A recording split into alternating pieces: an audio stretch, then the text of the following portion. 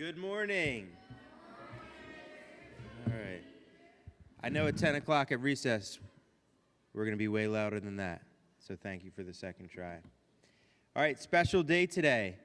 First student presentation, we have a good one. Before we do that, we'll do some announcements. But to begin, I would just like to thank Miss J for her organization with this. She is taking the lead in helping students with their chapel preparation. And her notes that she takes and she sends to me and the students in the back and forth has been very helpful. So thank you for that. And this is her first one, along with our first student presentation. I'm going to call Mr. Kulkarni up, talk about our food drive that is upcoming.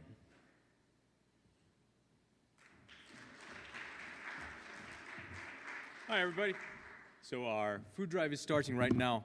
I know that when I came to this country, Thanksgiving was one of my favorite times to be with friends and family. I really like the meal at Thanksgiving, too. I know there's some things I really like.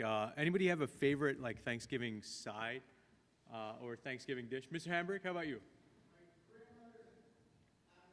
Apple pie. Okay, that sounds wonderful. Miss J, how about you? Cranberry sauce. Julia, how about you? Cheesecake. Okay, I like that. Dex, how about you? Mac and cheese. Dude, I love mac and cheese. Mac and cheese has to be top 3 for me. Harrison, how about you? With marshmallows too. That's interesting. Spencer, how about you? Stuffing. Okay, stuffing. Xander, how about you? Mashed potatoes. Okay. Tasso, how about you? Turkey. Okay. So this is one of those things that I think we all have a family thing that everybody likes. Here's the thing for me, that 1 in 10 kids in our communities live in food insecure homes. And these are the people that we want to donate to. There are some people who may not have adequate food that they have for breakfast or for lunch or for dinner at home. And for Thanksgiving, they may face food insecurity as well. That's 1.5 million people total in Pennsylvania who are food insecure. So this is what we're collecting money for. We're collecting non-perishable items from now until November 17th. So don't bring a turkey or like soup that somebody made at home or cookies or something. No, this is food in cans. This is dried food that we can collect. Each of your homeroom teachers is going to have a big box along with a sign of food items. Please do go out and support your community. As an added incentive for you, 1 advisory per grade that collects the most, let's say out of 7th grade, if my advisory would collect the most, you win a prize at the end. So this runs from now until November 17th. Please give generously so that people in our community can have the same kind of standard of life that we enjoy as well. Thank you so much. Thank you for your contributions. All right. Thank you, Mr. Kulkarni. And I always say this, with service, everybody can just open up their wallet and give a few dollars. But what we hope you do is you go out with your parents and caregivers, you go to the store, you have a conversation about what you would like to donate, and the act of going and the act of picking it out helps us understand how we can give back and impact those who may be in need during this special time, like Mr. Kulkarni said. So thank you for your organization with that. And then next up, we have 6th grade.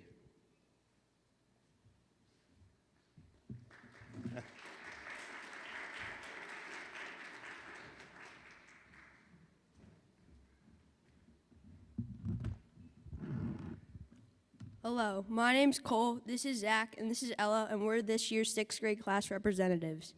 We are planning a 6th grade get-together at Jaegers. If you would like to come, the time is 12:30 to 2:30 on Saturday the 28th. At Jaegers, we are planning to go to a corn maze, apple slingshot, pumpkin picking, and a hayride. We would really appreciate if you can come to Jaegers. Thanks for listening and have a good day.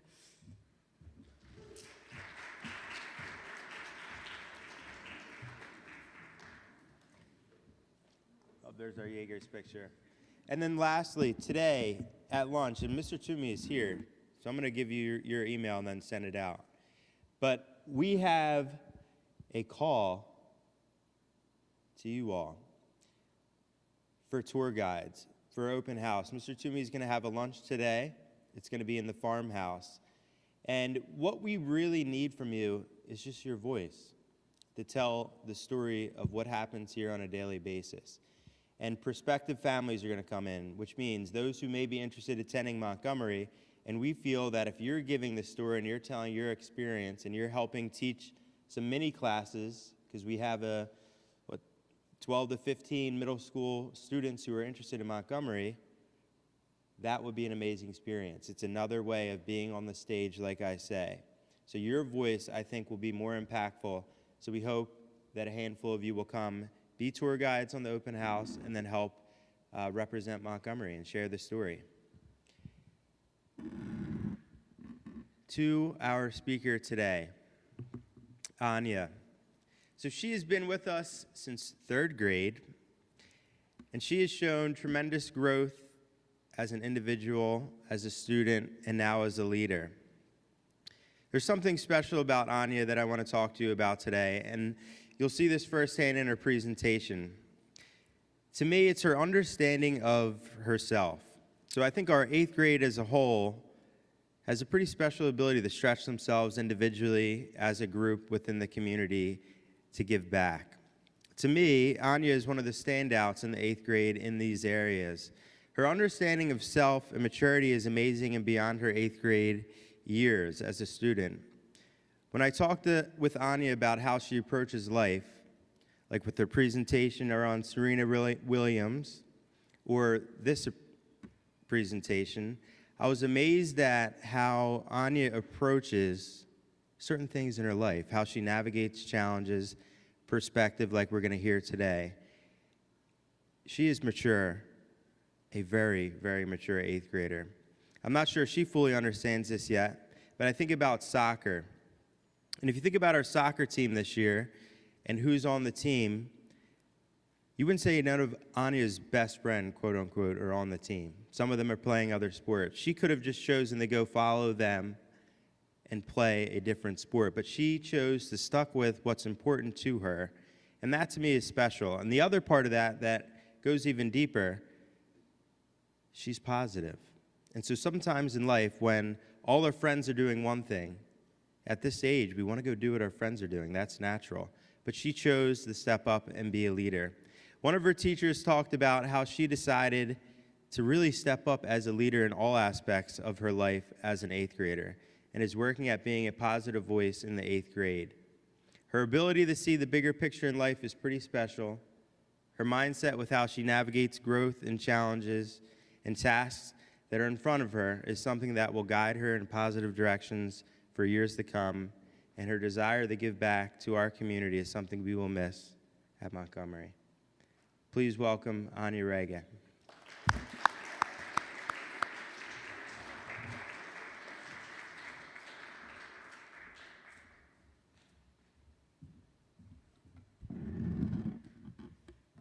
Thank you, Mr. V, for that kind introduction.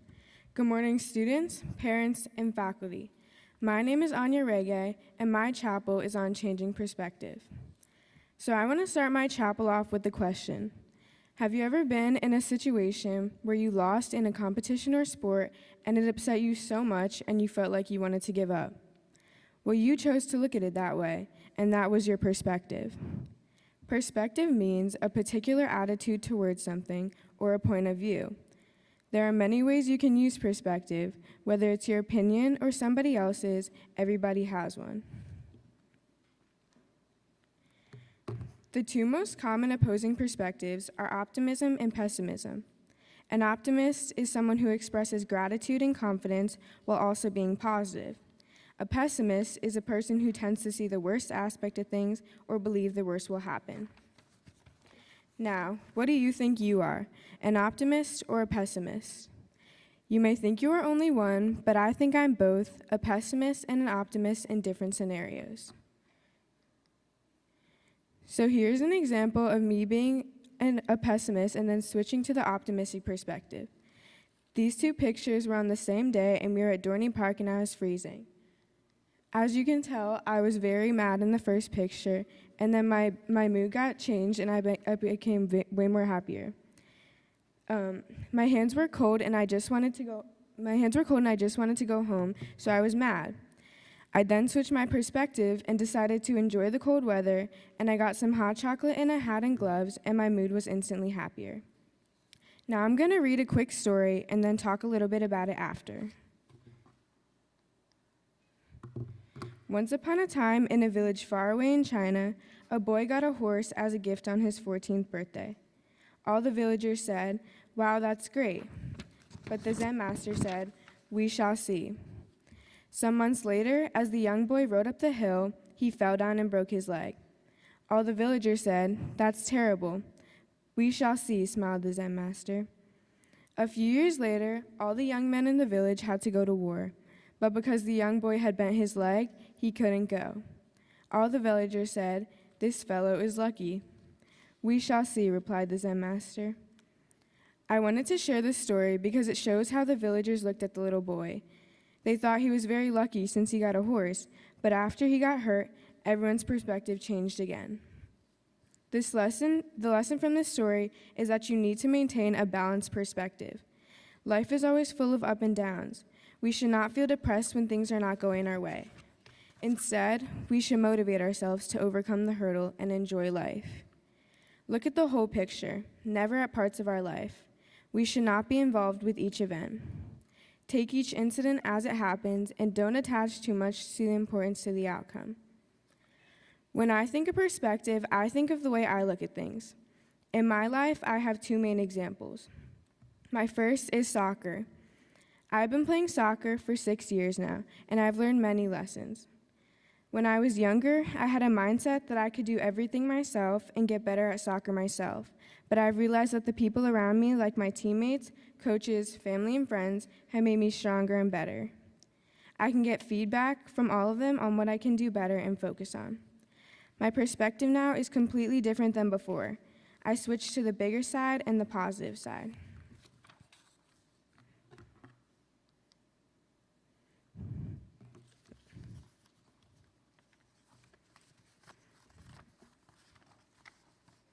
My next example is with my family. I live in a family of 4 with my mom, dad, my brother, and me. In my family, we all have our differences and opinions, and everyone's opinions combined have a stronger outcome altogether. Our different perspectives make our plans and ideas better. My family loves to travel, and we all have places that we want to go to. Something we like to do on these trips is each of us pick a place or an activity we want to do or go to at the place we travel to. For example, we go to Florida a lot, and a few trips ago when I was 7, the activity I wanted to do while there was go to Disney and see princesses, which obviously my parents were very excited to do. And my brother wanted to go to the Everglades and see the alligators, my dad wanted to stay at the hotel's outdoor pool, and my mom wanted to find good restaurants to eat at. When we were very young, my brother and I just followed our parents and didn't share what we wanted to do. Now that we're older, we share a perspective. Now that we're older, we share our perspectives and motivate ourselves to overcome.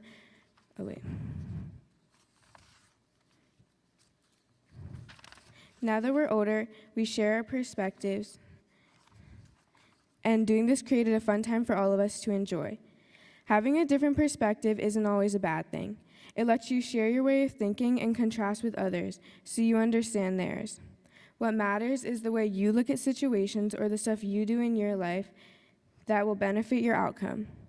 Changing your perspective can be hard when you're at times where you don't know how to lift yourself up or think about it positively, but doing it makes a difference. Now that I've shared with you guys how I changed my perspective, I want to show you guys how somebody else changed theirs.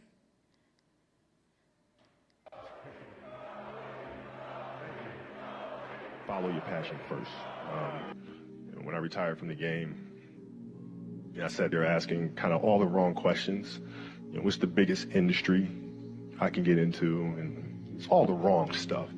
And you got to sit there and ask yourself, okay, what am I truly passionate about? What do I enjoy doing?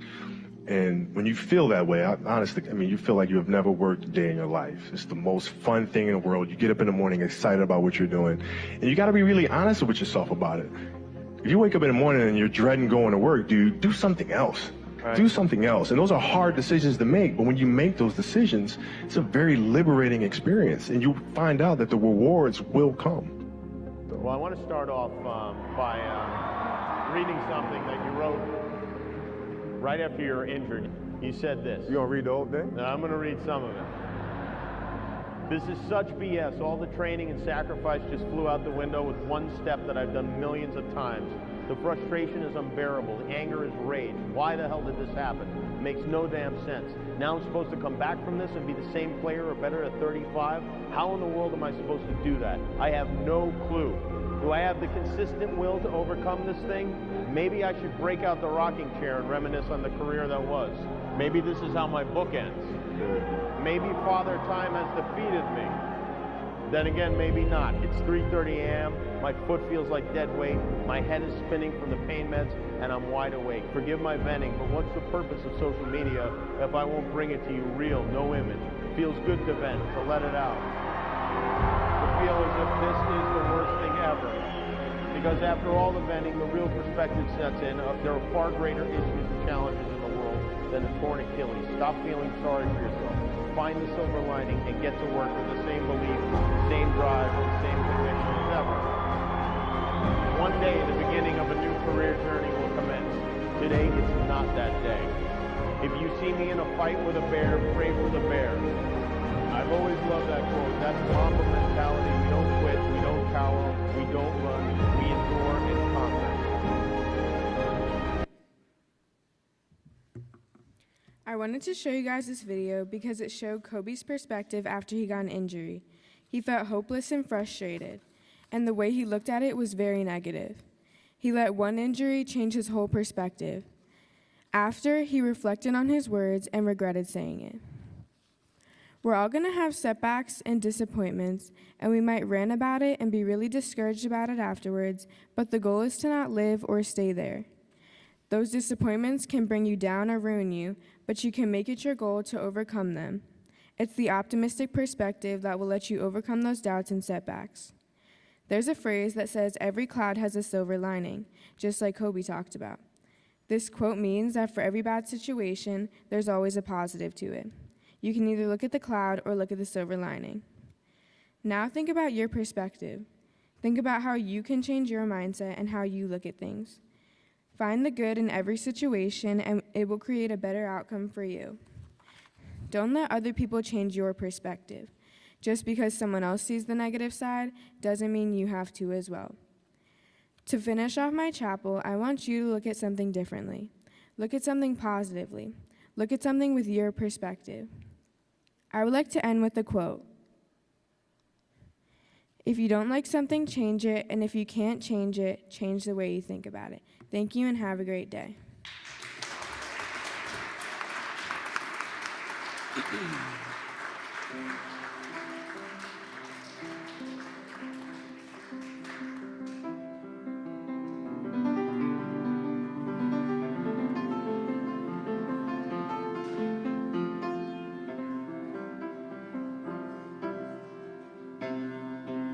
Try to see it my way.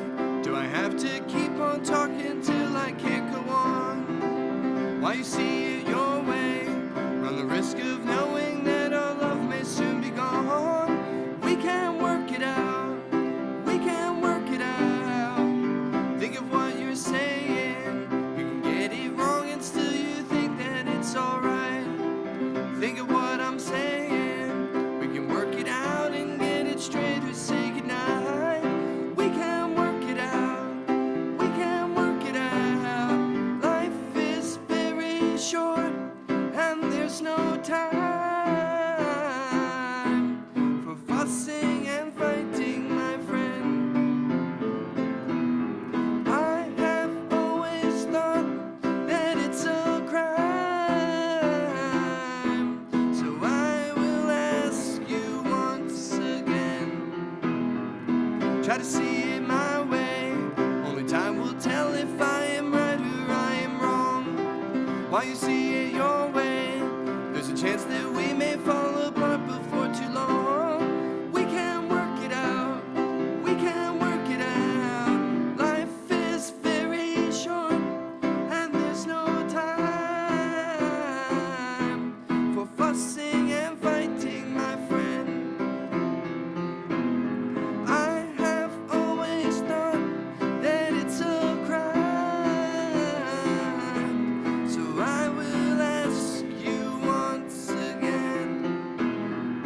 Try to see